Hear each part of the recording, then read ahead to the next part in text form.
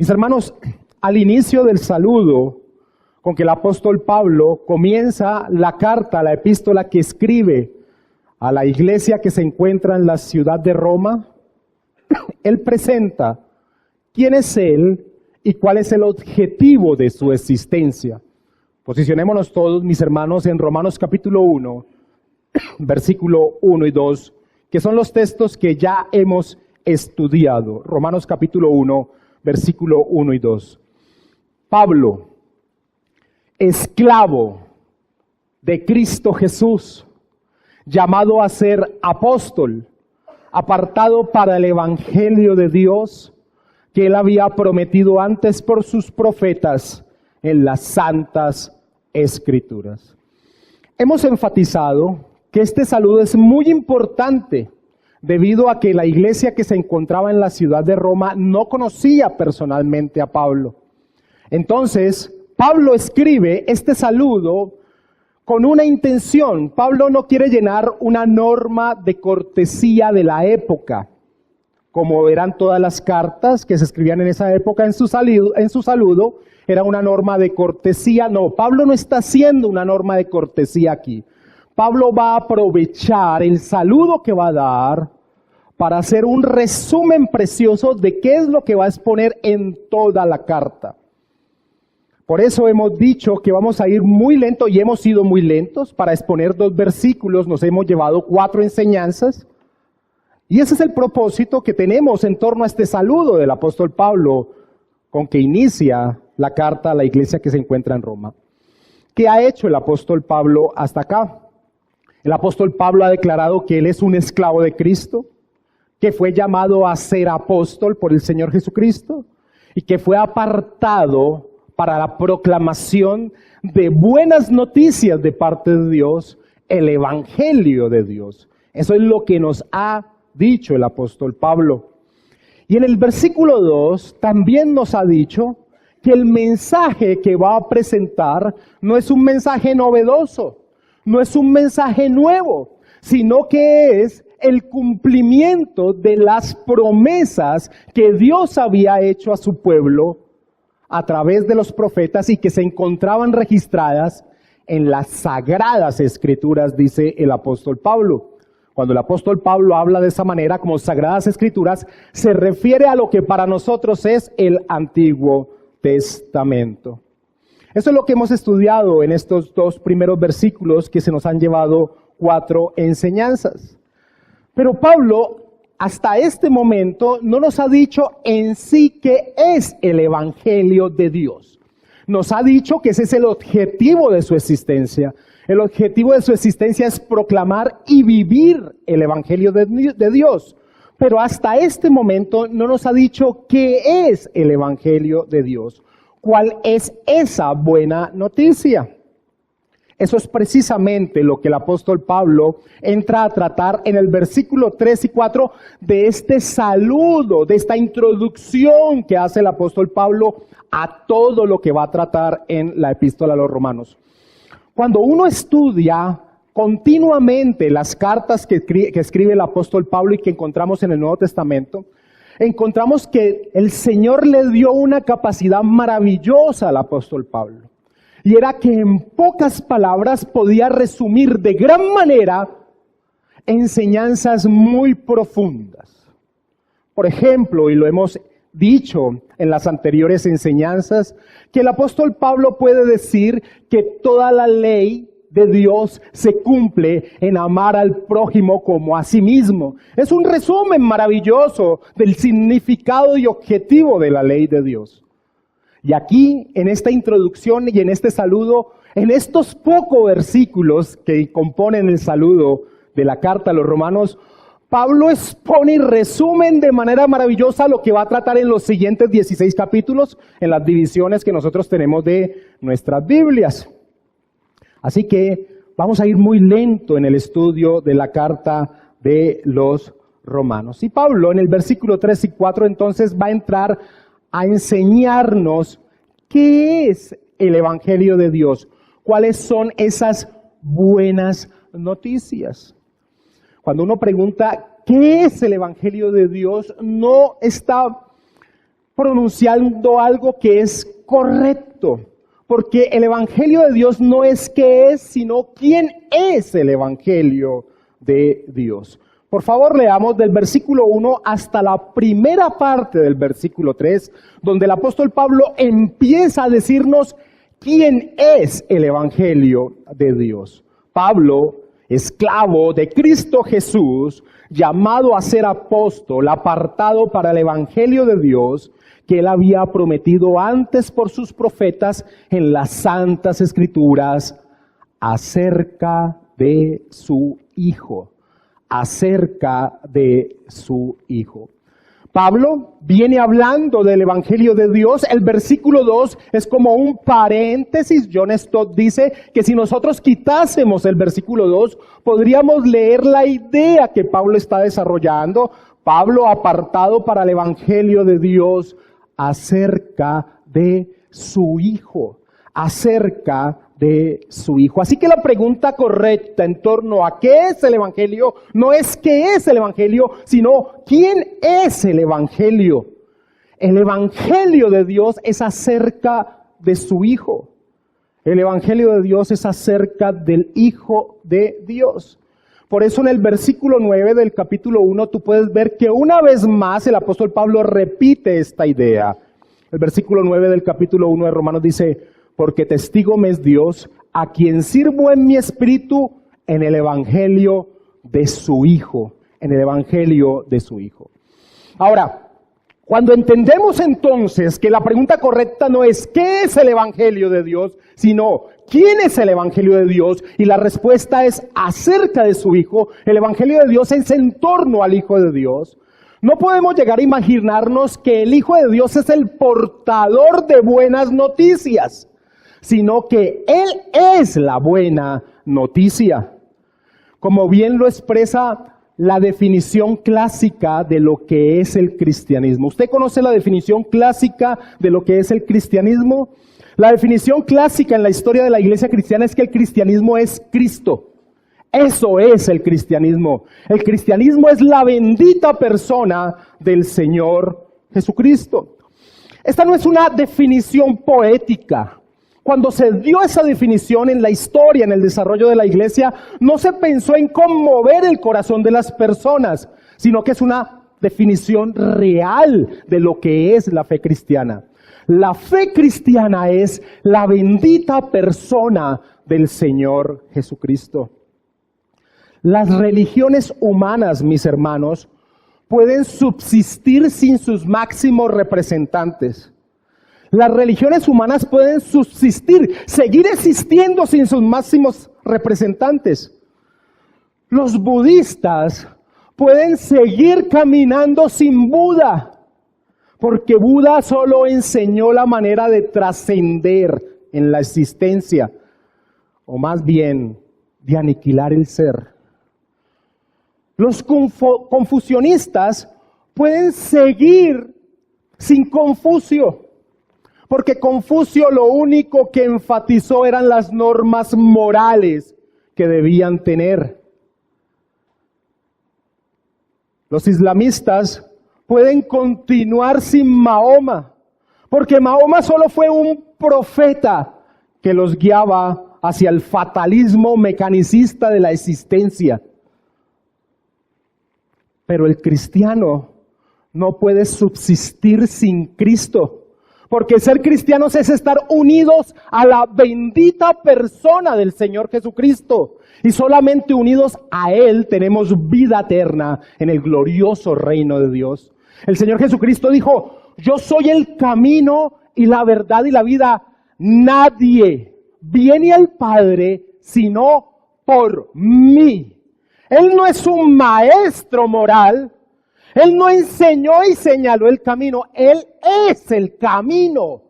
Por eso el cristiano no puede subsistir sin la persona del Señor Jesucristo. Así que, mis hermanos, quiero decirles, para tristeza tal vez de muchos de ustedes, que el Evangelio de Dios no se centra en lo que tus deseos de tu corazón quieren cumplir. El Evangelio de Dios no trata acerca de esos deseos que tú quieres que Dios te cumpla. No se trata de lo que puedes lograr de la mano de Dios, de cómo cumplir tus sueños, de cómo derrotar a tus enemigos. No. El Evangelio de Dios es la bendita persona del Señor Jesucristo. Él es la buena noticia de parte de Dios. Y mis hermanos, si no entendemos eso, nunca entenderemos lo que es el bendito mensaje del Evangelio de Dios. Ahora, esto es vital entenderlo por dos aspectos como mínimo. El primero de ellos es que es increíble, pero hay personas que llamándose cristianas, tal vez aquí mismo en este lugar, no relacionan su existencia con la bendita persona del Señor Jesucristo. Aquí en este lugar estoy seguro que hay personas allí sentadas que dicen ser cristianos, pero que nunca han entendido que su existencia está vinculada a la persona del Señor Jesucristo. Han asumido que ser cristiano es tener el propósito de ser buenas personas, amables, bondadosos, buenos padres, buenos esposos, buenos empleados. Muchas personas piensan que eso es ser cristiano. Es decir, convierten a la fe cristiana en una serie de normas de ética. Pero eso no es ser cristiano. Es más, yo encuentro eso una antítesis del entendimiento de lo que somos los cristianos.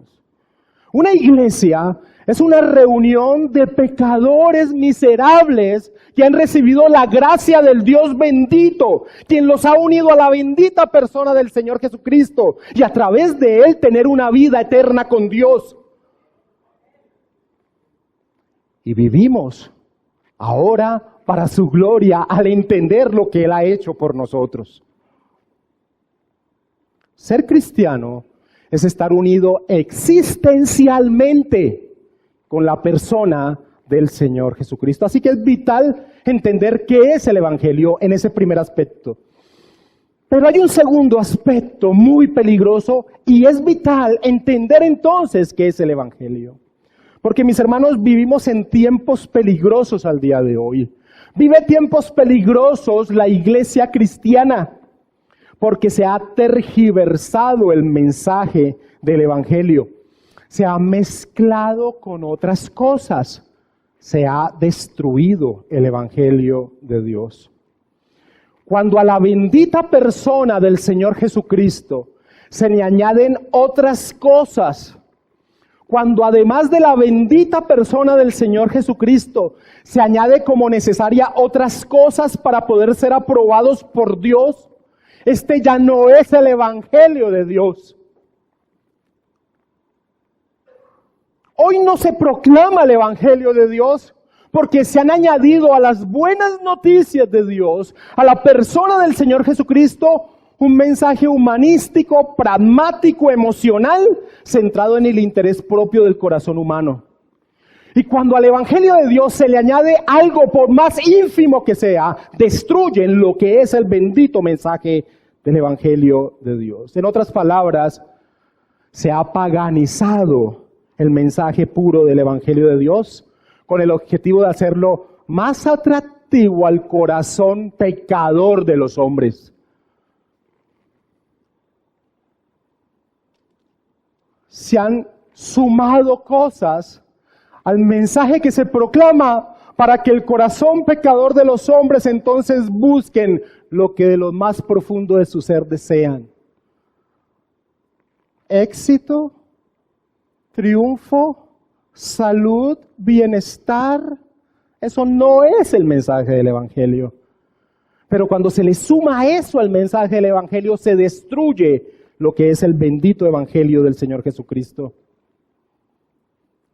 Cuando se aleja de la gracia de Dios, cuando se le suma algo al bendito mensaje de quién es la persona del Señor Jesucristo, las personas no se dan cuenta que se están alejando de Él.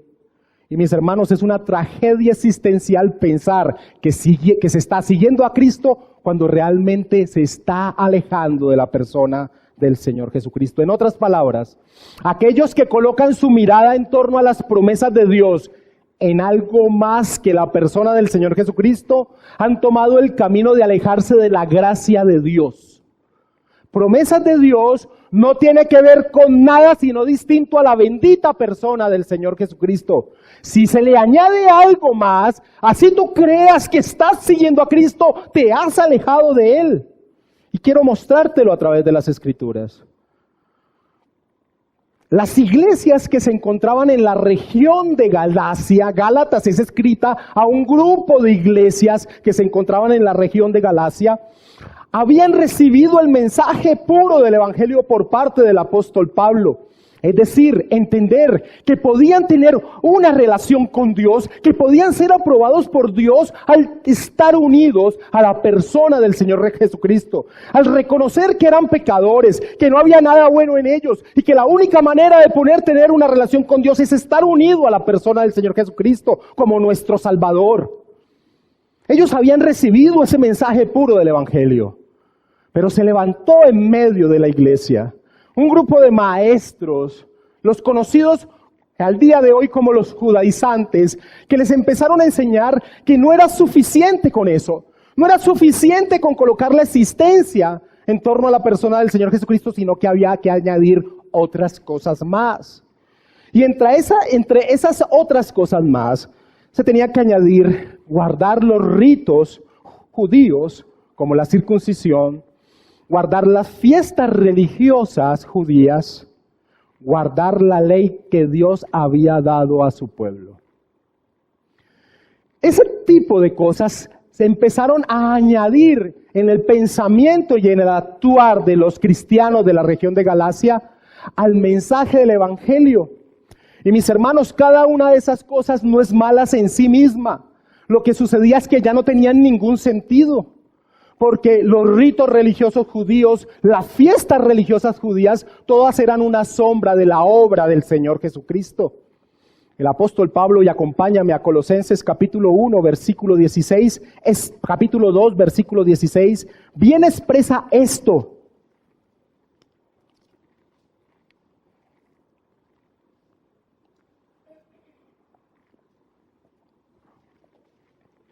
Pablo les escribe a la iglesia en Colosas que se encontraba en ese peligro, con esos mismos maestros que enseñaban, no es suficiente Cristo, hay que añadir algo de parte tuya para que puedas tener una relación con Dios. Pablo les dice, por tanto nadie os juzgue en comida o en bebida, o en cuanto a días de fiesta, luna nueva o días de reposo, o sabat, que es lo que dice literalmente allí, todo lo cual es sombra de lo que ha de venir. Pero el cuerpo, es decir, la sustancia de que eso representaba, es de Cristo. Todas esas cosas que se le empezaban a añadir al mensaje del Evangelio, lo que hacían era destruir el mensaje del Evangelio. La ley de Dios tenía el propósito de mostrar nuestro estado pecaminoso, hacernos ver que necesitábamos un Salvador. Por eso en Gálatas capítulo 3, versículo 24 y 25, anótalo, voy a leerlo ya. El apóstol Pablo dice lo siguiente: de manera que la ley ha sido nuestro ayo, nuestro guía, para llevarnos a Cristo, a fin de que fuésemos justificados por la fe. Pero venida la fe, ya no estamos bajo ayo, no estamos sujetos a dicho guía. Así que ese tipo de cosas no eran malas en sí mismas, pero ya no tenían sentido porque el cumplimiento de ellas fue Cristo. Pero cuando se le sumaban a la fe en la persona del Señor Jesucristo, algo de eso, lo que se hacía era destruir el bendito mensaje del Evangelio. Y aquellos cristianos de la región de Galacia, creyendo que seguían al Señor Jesús, Pablo les dice una verdad que debe retumbar en torno a este tema del Evangelio. Gálatas capítulo 1, versículo 6. Porque tal vez tú le has sumado algo al bendito mensaje del Evangelio. Tal vez has anidado en tu corazón que no es suficiente la fe en Jesús, que debes anidar algo más, que es imposible que solo sea a través de la fe que Dios nos justifica. Cuando tú haces eso, olvídate, no estás siguiendo a Cristo. Has destruido el mensaje del Evangelio. Gálatas capítulo 1, versículo 6. Pablo les dice, Estoy maravillado, asombrado, aturdido de que tan pronto os hayáis alejado. La Biblia de las Américas dice, hayáis abandonado del que os llamó por la gracia de Cristo para seguir un evangelio diferente. Alejarse, dejar, abandonar. Esa es la implicación de tergiversar las buenas noticias de Dios, su evangelio. Mis hermanos, colócate en el contexto cultural de los Gálatas. Vuelvo y te repito lo que ellos estaban añadiendo. Fiestas religiosas judías, ritos judíos como la circuncisión, y pensaban dentro de su mente que debían guardar perfectamente la ley para poder tener una relación con Dios. Eso no está muy lejano de lo que sucede en el día de hoy, en la proclamación del supuesto evangelio que se proclama en las iglesias. Cristo solo es algo más de ese mensaje, pero el bendito mensaje del evangelio es Él mismo, la bendita persona del Señor Jesucristo. De allí que, cuando Pablo inicia haciendo un resumen maravilloso de lo que va a exponer en toda su carta, y va a entrar a exponer qué es el evangelio de Dios, arranque diciendo acerca de su Hijo. Él es el evangelio de Dios. Orando al Padre, el Señor Jesucristo decía, y esta es la vida eterna. 2 puntos. Que te conozcan a ti, el único Dios verdadero, y a Jesucristo a quien has enviado. Eso está en Juan 17, versículo 3. La vida eterna consiste en conocer a Cristo y así poder tener una relación con Dios. Juan Calvino decía, quien se aleja un paso de Cristo, se aleja del Evangelio. Quien se aleja un paso de Cristo, se aleja del Evangelio. Volvamos a leer versículo 1 al 3 de Romanos capítulo 1. ¿Entiendes la implicación de por qué es vital entender lo que es el Evangelio? ¿Entiendes la implicación de que muchos al día de hoy, creyendo seguir a Cristo, no están siguiendo a Cristo? De allí que es vital entender lo que Pablo va a entrar a exponer acerca de qué es el Evangelio de Dios, para el cual ha sido apartado por Dios mismo. Pablo, esclavo de Cristo Jesús, llamado a ser apóstol, apartado para el Evangelio de Dios, que él había prometido antes por sus profetas en las Sagradas Escrituras, acerca de su Hijo. La primera sentencia, la primera afirmación que hace el apóstol Pablo en torno a quién es el Evangelio, es que el Evangelio es acerca del Hijo de Dios. Y esa afirmación es esencial para la fe cristiana. Pablo utiliza solo 2 veces en todas sus epístolas esta expresión, el Hijo de Dios. Solo 2 veces en todas sus epístolas utiliza esta expresión, el Hijo de Dios. Así que cuando Pablo la utiliza es porque tiene una implicación muy grande.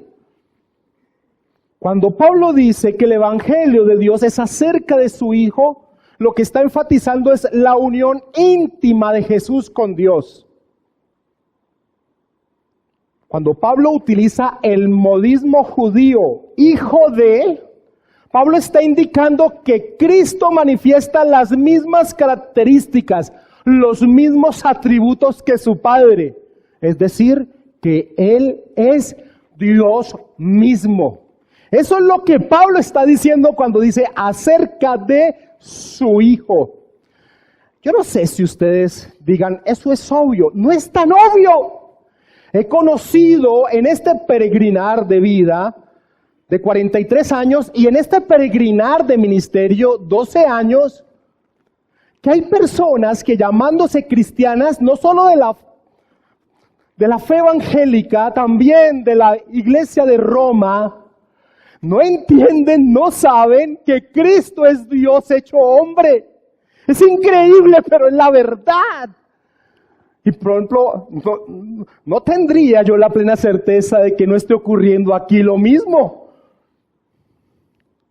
Hay personas que dicen ser cristianas y no saben que Cristo es Dios hecho hombre. Cuando el apóstol Pablo dice acerca de su Hijo, está haciendo una referencia directa a que Jesucristo es Dios mismo. Acompáñame a Juan capítulo 5, sin perder Romanos 1. Juan capítulo 5, versículo 17. Allí vas a encontrar que el Señor Jesucristo dio este mismo testimonio que está dando Pablo. Y se lo dio en frente de fariseos y saduceos. Juan capítulo 5, versículo 17.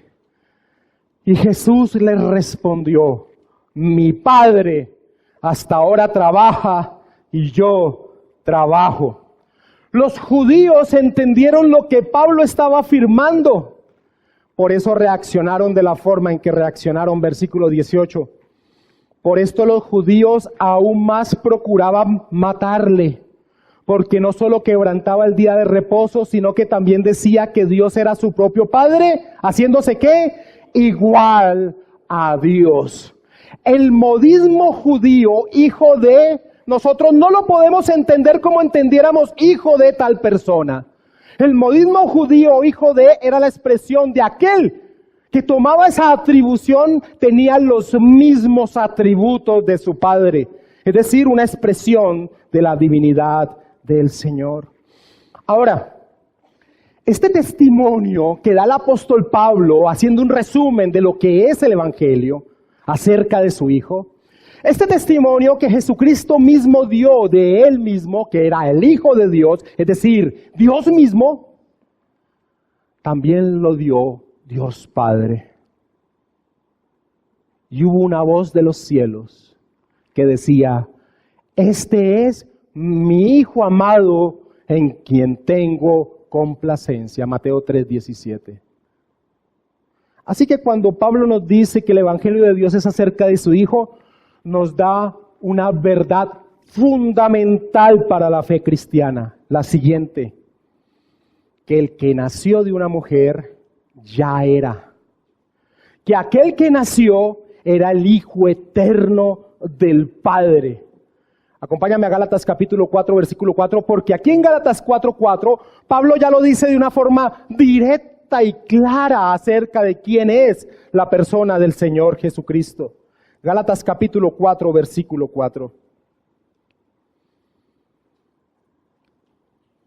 Pero cuando vino el cumplimiento del tiempo, Dios envió a su Hijo, nacido de mujer y nacido bajo la ley. El Hijo de Dios se hizo hombre.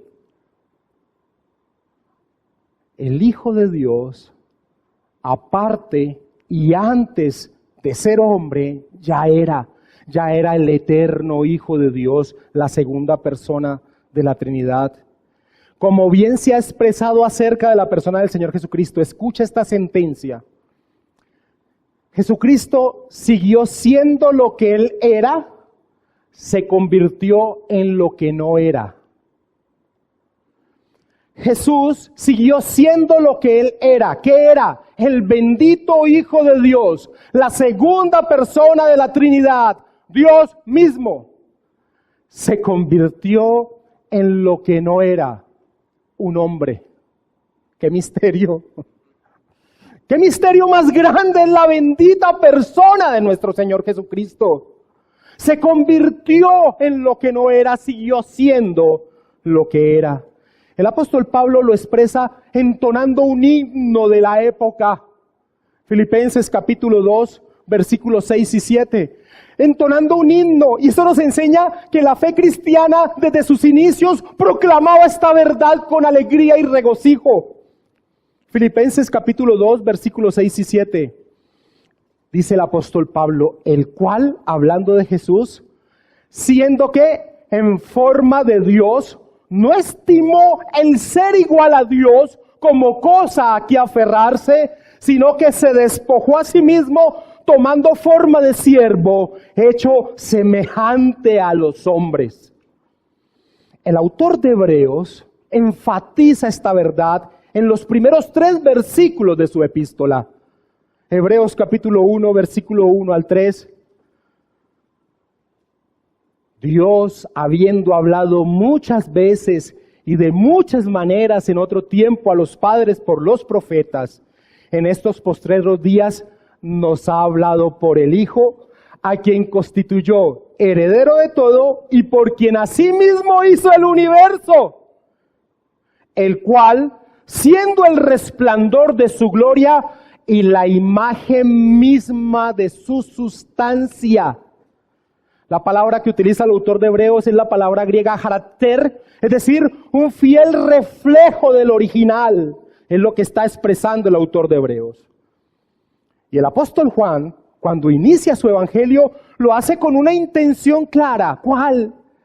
Que los judíos que conocían sus escrituras, lo que para nosotros es el Antiguo Testamento, vieran en las palabras que él está expresando al inicio de su evangelio, Juan 1:1, vieran en esas palabras la relación como inicia Génesis 1:1, para mostrar quién es la bendita persona, además que lo dice directamente. Juan 1:1 dice el Evangelio de Juan, en el principio era el verbo, así inicia, en el principio también inicia Génesis 1:1. En el principio era el verbo y el verbo era con Dios y el verbo era Dios y el verbo era Dios. Así que en este resumen que hace el apóstol Pablo al presentarnos qué es el Evangelio, nos presenta una verdad maravillosa acerca de quién es la persona del Señor Jesucristo. Jesucristo es Dios hecho hombre. Así que el versículo 3, mis hermanos, nos presenta la doctrina de la encarnación. Dios hecho hombre. Y mis hermanos, esto se reafirma como continúa el apóstol Pablo en el desarrollo del versículo 3. Ahora, hay que hacer una aclaración porque Reina Valera, que es la Biblia que la mayoría de nosotros tenemos en nuestras manos, tiene una mala secuencia de traducción. En el versículo 3, Reina Valera traduce acerca de su Hijo y sigue diciendo, nuestro Señor Jesucristo. Realmente, nuestro Señor Jesucristo, esa expresión no va sino hacia el final del versículo 4. Porque lo que el apóstol Pablo quiere hacer es enseñarnos de quién está hablando el Evangelio de Dios, quién es el Evangelio de Dios, y solo al final como una conclusión maravillosa dice, nuestro Señor Jesucristo. Así que la frase que sigue después de que Pablo dice acerca de su Hijo no es nuestro Señor Jesucristo, sino que es que era del linaje de David. Ahora, y así lo vamos a trabajar. ¿Qué era del linaje de David? Cuando leemos eso en Reina Valera, no nos muestra lo que en el literal griego está expresando Pablo. No nos permite entender la palabra que está utilizando Pablo para darle mayor potencia a lo que acaba de decir acerca de su Hijo. Literalmente Pablo expresa que se hizo del linaje de David. Que se hizo del linaje de David. Es decir, que él vino con intención propia, escogió de qué linaje vendría, mostrando su trascendencia, mostrando su poder, mostrando su providencia. Así que lo que afirma el apóstol Pablo es Dios mismo quien se hizo del linaje de David. Podríamos parafrasear lo que dice Pablo en el versículo 3. Emmanuel, Dios con nosotros. La bendita persona del Señor Jesucristo, Emmanuel, Dios con nosotros. Dios con nosotros es una verdad que debe explotar nuestra mente. No nos cabe. El creador del universo, el que sostiene todas las cosas con el poder de su palabra, se hizo hombre. Oh. Isaías capítulo 9, versículos 6 al 7. Esto era profetizado desde las santas escrituras, como las llamaba el apóstol Pablo al Antiguo Testamento. Escucha lo que Isaías profetizaba. Isaías capítulo 9, versículos 6 y 7. Porque un niño nos es nacido, hijo nos es dado, y el principado sobre su hombro. Y escucha, y se llamará su nombre. ¿Tú sabes qué significaba el nombre de una persona en las culturas antiguas? Lo que era. Y se llamará su nombre admirable, consejero, Dios fuerte, Padre eterno, príncipe de paz. Lo dilatado de su imperio y la paz no tendrán límite sobre el trono de David y sobre su reino, disponiéndolo y confirmándolo en juicio y en justicia desde ahora y para siempre. El celo de Jehová de los ejércitos hará esto. Y eso es lo que Pablo expone acerca de quién es el Evangelio del Señor. El Evangelio del Señor es Jesucristo, es Dios quien se encarnó. Siguió siendo lo que Él era. Llegó a ser lo que no era. Ahora, este versículo 3 es tan maravilloso, tan sublime, que no solo nos presenta la doctrina de la encarnación,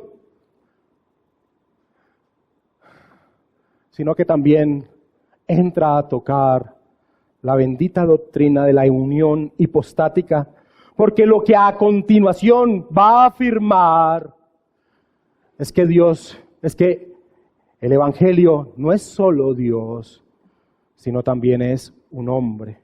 Porque sigue diciendo que era del linaje de David, ¿según qué? La carne. Hijo de Dios enfatiza su divinidad, según la carne enfatiza su humanidad. Mis hermanos, Jesucristo es plenamente un hombre, nacido de una mujer, como nacen todos los hombres, pero sin un padre humano, pues su Padre eternamente ha sido Dios Padre. Lucas capítulo 1, versículo 31 al 35.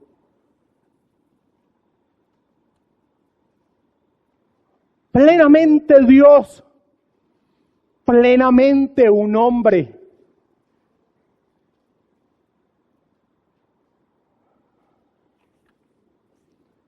Y ahora le dice el ángel Gabriel a María, concebirás en tu vientre y darás a luz un hijo, y llamarás su nombre Jesús.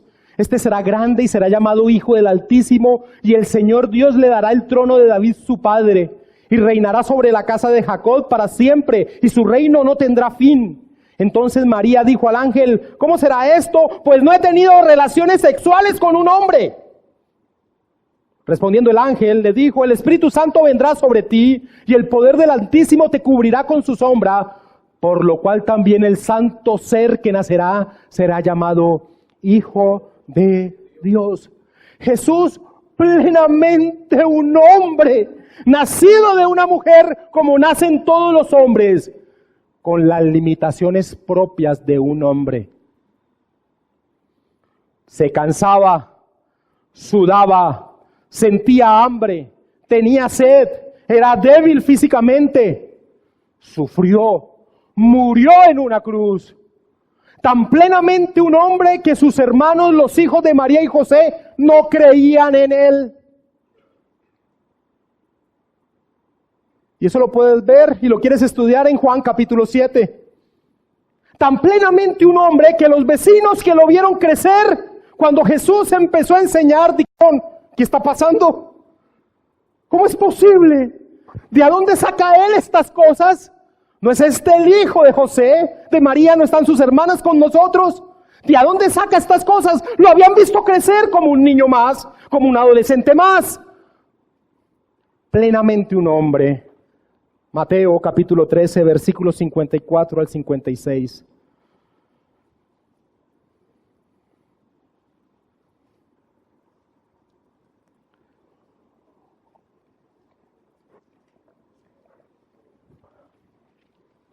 Y venido a su tierra, dice Mateo 13:54, y venido a su tierra les enseñaba, a su tierra, ¿no? Venido a su tierra, les enseñaba en la sinagoga de ellos, de tal manera que se maravillaban y decía, ¿de dónde tiene esta sabiduría y estos milagros? ¿No es este el hijo del carpintero que le mandamos a hacer la mesa del comedor, los asientos? ¿No se llama su madre María y sus hermanos Jacobo, José, Simón y Judas? ¿No están todas sus hermanas con nosotros? ¿De dónde pues tiene todas estas cosas? Tan plenamente era un hombre que tenía que aprender. Escúchame. Era tan plenamente un hombre que tenía que aprender. Lucas capítulo 2, versículo 52.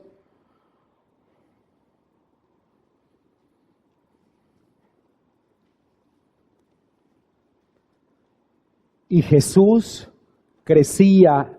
¿Crecía en qué? En sabiduría y en estatura. Espérate, pero no es Dios. Y Jesús crecía en sabiduría y en estatura y en gracia para con Dios y para los hombres. Jesús, plenamente Dios, plenamente un hombre.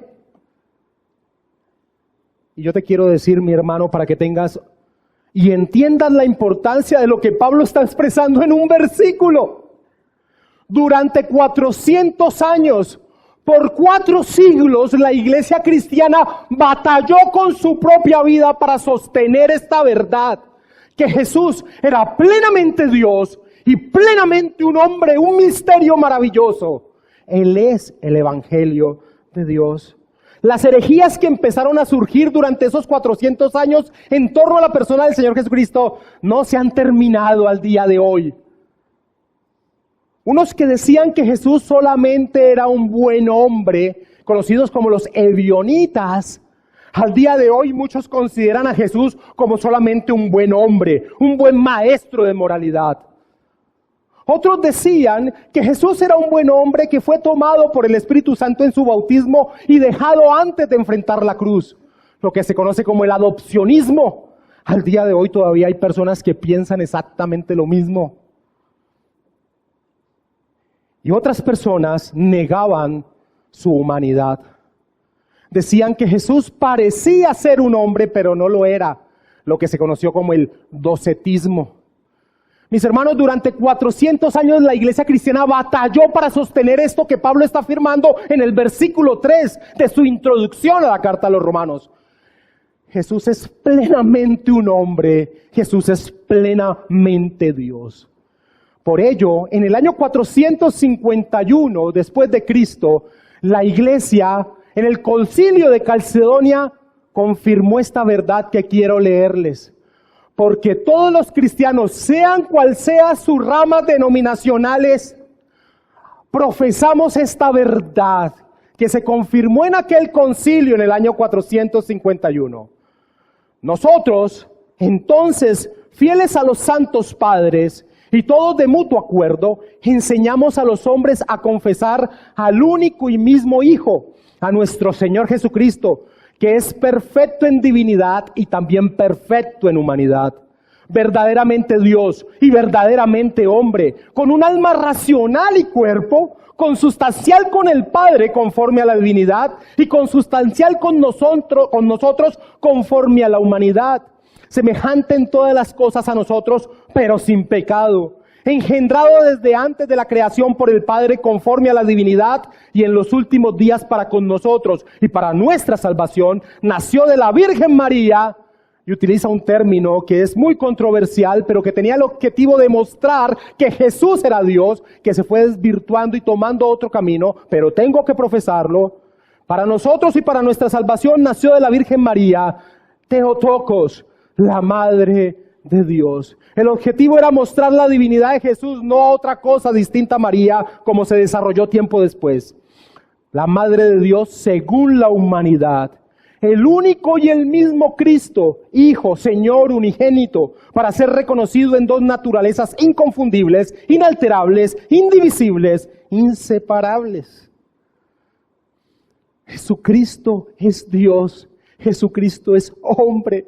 Es una verdad tan maravillosa que la iglesia batalló por 400 años. Una persona, dos naturalezas plenas, plenamente hombre, plenamente Dios. Ahora, yo sé que hay personas que están allí sentadas diciendo, ¿y cuál es la importancia de esto, mi hermano? La importancia de esto es que eso es el evangelio.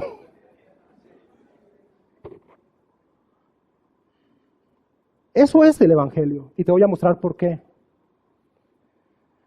Jesús tenía que ser plenamente un hombre, porque aquel que vendría en favor de los elegidos de Dios, que son hombres, debía ser un hombre.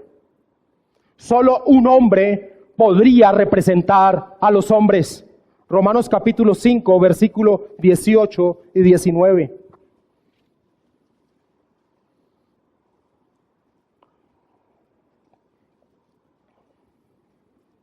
Pablo dice, en algo que estudiaremos a profundidad más adelante: así que como por la transgresión de uno, hablando de Adán, vino la condenación a todos los hombres, de la misma manera por la justicia de uno, también un hombre, vino a todos los hombres la justificación de vida. Porque así como por la desobediencia de un hombre los muchos fueron constituidos pecadores, así también por la obediencia de un hombre, los muchos serán constituidos justos. A menos que Cristo fuera plenamente un hombre, no podría haber muerto para pagar el castigo por los pecados del hombre. Solo un hombre podía pagar el pecado de los hombres, y esto queda muy claro en Hebreos capítulo 2, versículos 16 y 17. Solo un hombre podía pagar el pecado de los hombres. No un ángel, no podía un ángel pagar el pecado de los hombres. Tenía que ser un hombre. Hebreos capítulo 2, versículo 16 al 17. Porque ciertamente, hablando de el Señor, no socorrió a los ángeles, sino que socorrió a los de la descendencia de Abraham. Y dice, por lo cual debía ser ¿qué? En todo semejante a sus hermanos, para venir a ser misericordioso y fiel sumo sacerdote en lo que a Dios se refiere, para expiar los pecados del pueblo. Claro, fundamental en el bendito evangelio de Dios, Jesucristo era plenamente un hombre. De allí que, cuando en el desarrollo de la vida de la iglesia cristiana se levantaron unos hombres diciendo, Jesús parecía ser un hombre, pero no lo era. Era Dios, pero no era plenamente un hombre. Quiero que mires cómo el apóstol Juan le llama a este tipo de personas. La primera epístola de Juan, capítulo 4, versículos 2 al 3. Cuando en medio de la historia de la iglesia, todavía con vida el apóstol Juan, se levantaron unos hombres que decían, Jesucristo parecía ser un hombre, pero no era un hombre. Juan les llama de la siguiente manera, para que entiendas lo fundamental de lo que Pablo está expresando en el versículo 3 de Romanos 1. Primera de Juan, capítulo 4, versículo 2 al 3. En esto conoced el Espíritu de Dios. Todo espíritu que confiesa que Jesucristo ha venido en carne es de Dios. Y todo espíritu que no confiesa que Jesucristo ha venido en carne no es de Dios. Y este es el espíritu del anticristo, el cual vosotros habéis oído que viene y que ahora ya está en el mundo, dice el apóstol Juan. No era una implicación menor. Sí, Jesucristo era Dios, pero no era realmente un hombre. Parecía, la palabra doque, de donde viene docetismo, parecía ser un hombre. No, eso es ir en contra de lo vital de la fe cristiana, de lo que Pablo está expresando en el versículo 3. La importancia de entender la humanidad de nuestro Señor Jesucristo es vital para entender el Evangelio de Dios. Personas que lucharon por defender esta verdad, como un hombre llamado Gregorio de Nanciano. Los conocidos padres capadocios, uno de ellos, dijo, lo que Cristo no asumió, no redimió.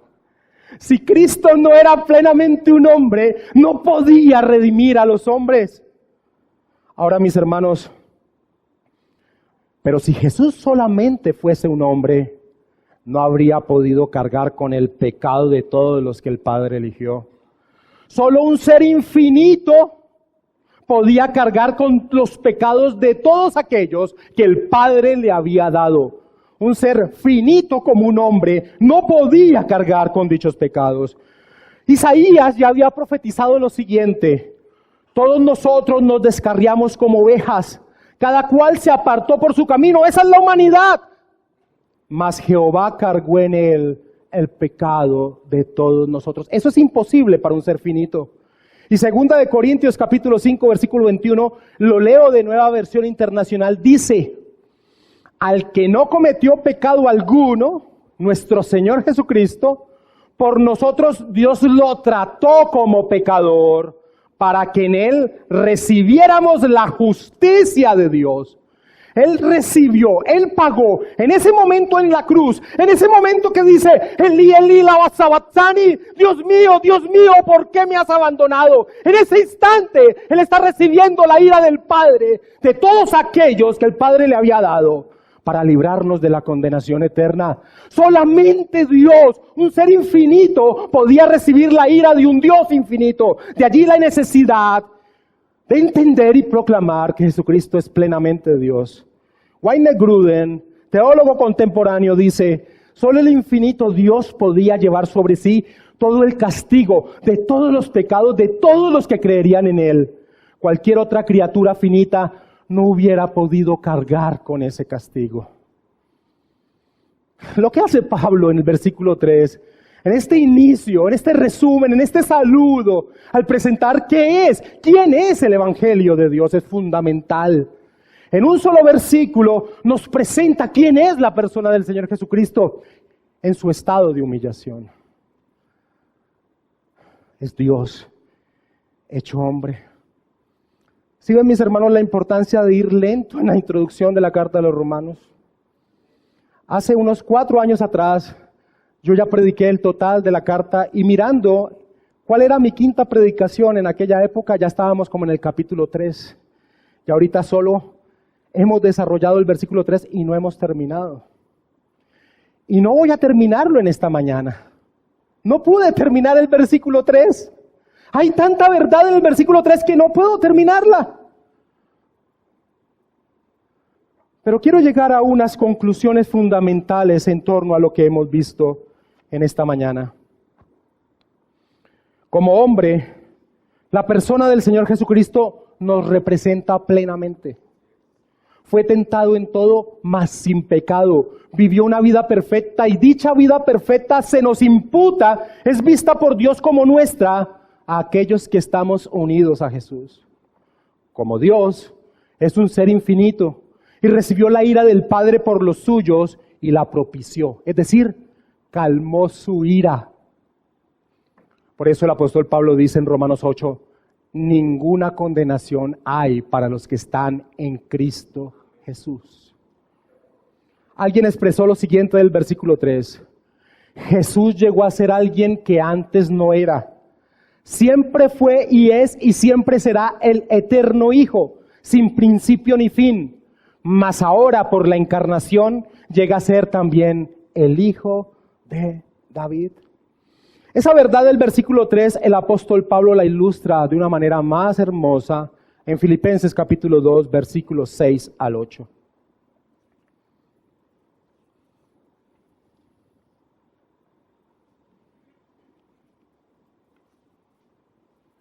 El cual, siendo en forma de Dios, no estimó el ser igual a Dios como cosa a que aferrarse, sino que se despojó a sí mismo, tomando forma de siervo, hecho semejante a los hombres, y estando en la condición de hombre, se humilló a sí mismo, haciéndose obediente hasta la muerte, y muerte de cruz.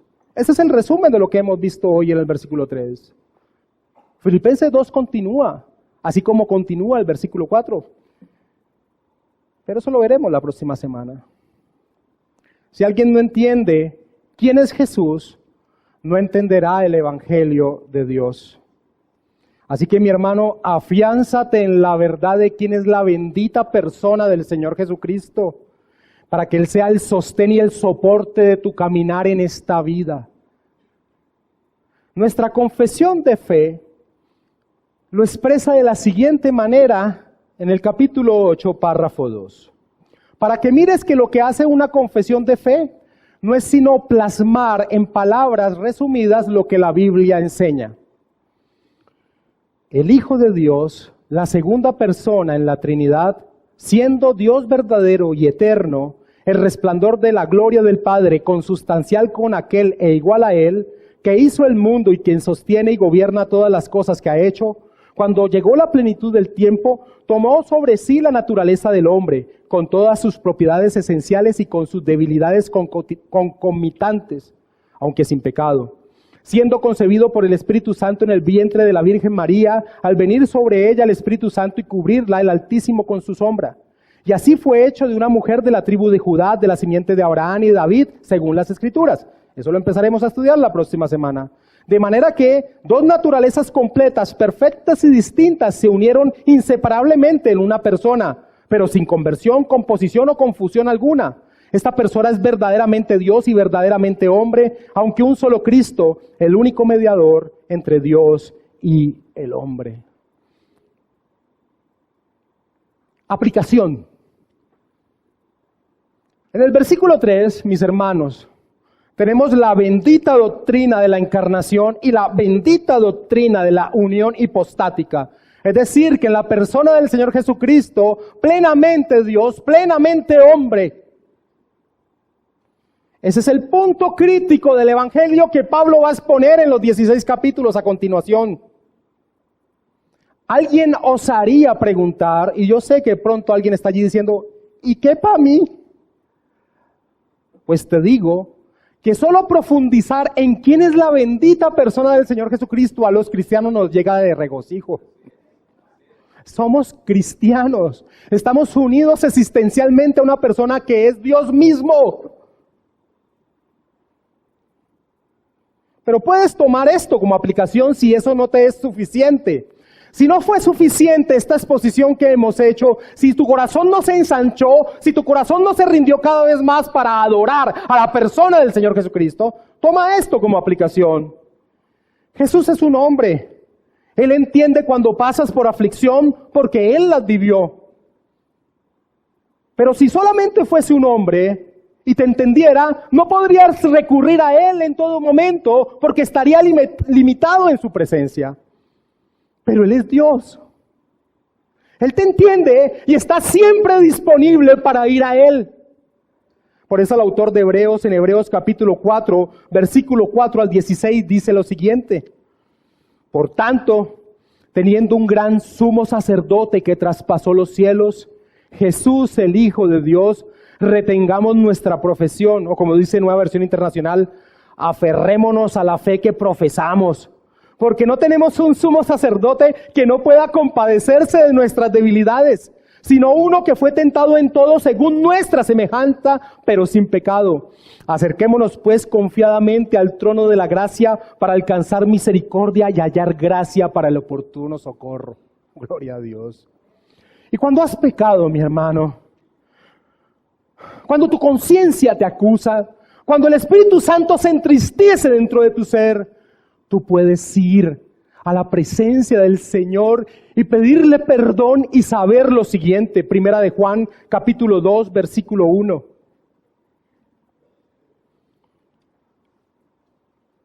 Hijitos míos, escribe Juan, estas cosas os escribo para que no pequéis. Y si alguno hubiere pecado, abogado tenemos para con el Padre, a Jesucristo el justo. Abogado tenemos para con el Padre. En vez de estar señalándote por tu pecado, ve a Él y arrepiéntete y encontrarás el perdón. Y mi hermano, tienes un modelo a imitar.